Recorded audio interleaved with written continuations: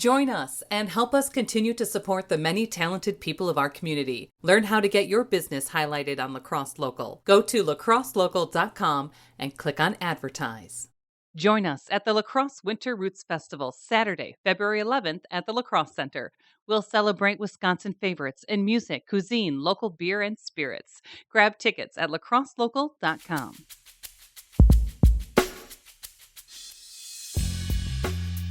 We connect with painter Colleen Shore to discuss her path to oils and landscapes, plein air painting around the region, and the inspiration for the show Driftless Wonders, currently at the Myrick Park Center Gallery through January 2023.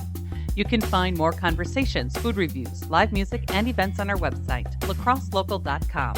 I'm Amy. And I'm Brent. And this is La Crosse Local.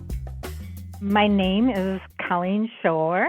And I was actually born in Cedarburg, Wisconsin, but only spent a very short time there. What led me to painting, I guess I probably started at an early age, like all children do. And I always found that I enjoyed it and went to school here at the university for art. And my passion is painting. What led to, oils, landscapes? Was it just a natural progression, or was it? Oh, definitely. Definitely a natural progression. I think as an artist, you evolve. You find new things that you take in. You try out things. I went to the university here, as I said, in La Crosse, and I took every course there was in the art department. So I just had a broad range of things to experiment with, and I came out thinking that, well, if I'm going to pursue anything, it was probably going to be drawing and painting, because those are the kind of things that you can take anywhere with you. You don't need a lot of equipment. You don't need a huge studio. And painting, it sort of evolved into the oils.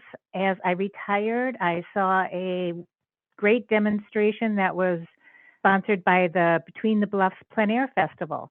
And that was right before I retired. And I thought, oh, I've got to try that. It was stunning. It was beautiful, relaxing, and it would get me outdoors. So I do many things plein air, outside, capturing the moment in nature or man-made objects. And I do a lot of studio work as well because of the weather. So kind of checking out your blogspot.com here, seashoreartwork.blogspot.com. You definitely see pretty much every area of La Crosse County area, looking over Lake Onalaska, the new downtown landing in Onalaska, farmers markets, fishing, log rolling, the old Myrick Park. See a street there's no cafe subject there. Off limits. Yeah, it's like I went through this, but I didn't exactly know I was going to see, I guess, places that I go to, on a weekly basis. So do you have like a favorite spot? I mean, do you work off pictures sometimes too, or? Well, I always have my camera with me. I'm always taking photos, and that's, for future inspiration, just checking details. Maybe there's just like, the sunset last night was beautiful. You had to, see it to believe it. The camera doesn't really capture it, but you still take a picture because you want a reference photo for something later on. And then maybe in my mind, I can bring out those colors that we can't get on a camera. Yeah, I definitely do a lot of local artwork. I think because of our situation over the past several years where we had limited travel, I think my fanciful goal was that I would go to national parks and paint and camp and become, some sort of a resident artist at some of them.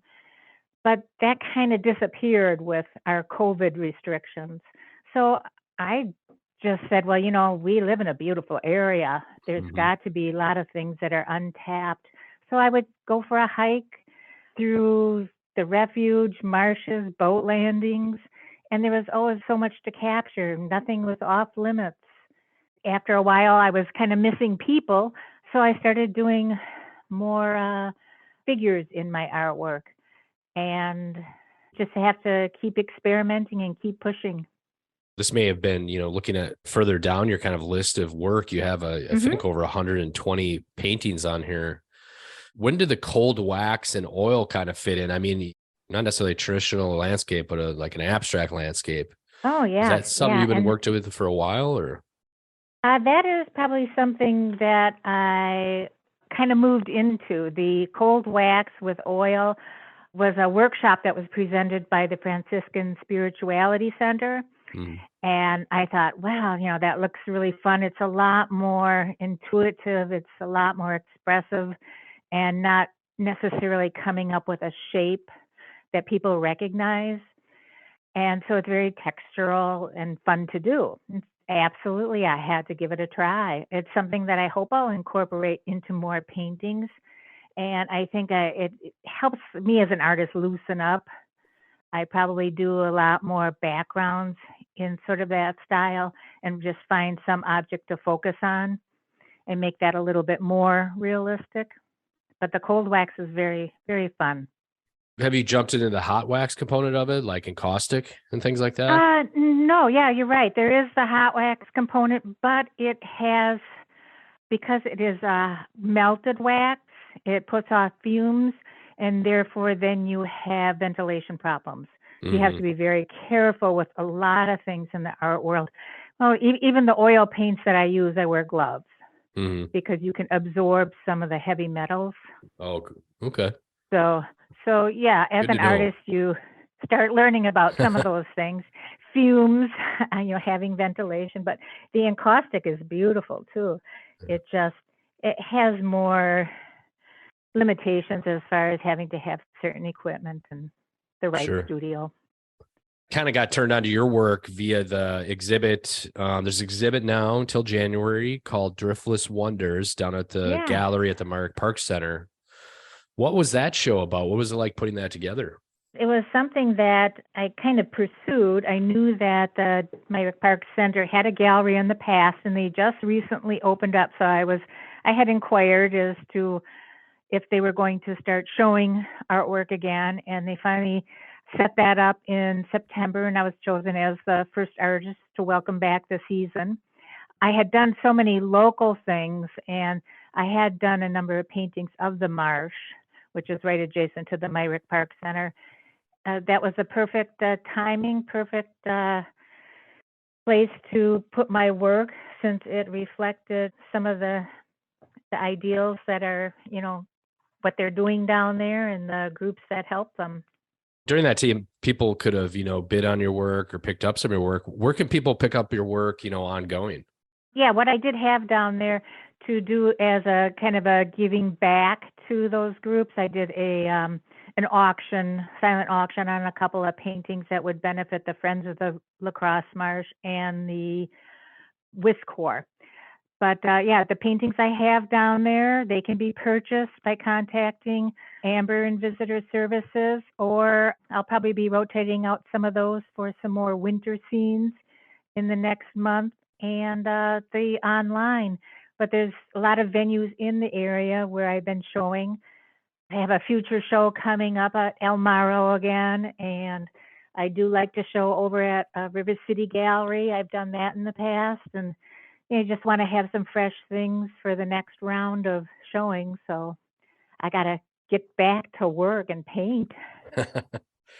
So basically, people can just head over to seashoreartwork.blogspot.com pretty much for all the updates? Yes.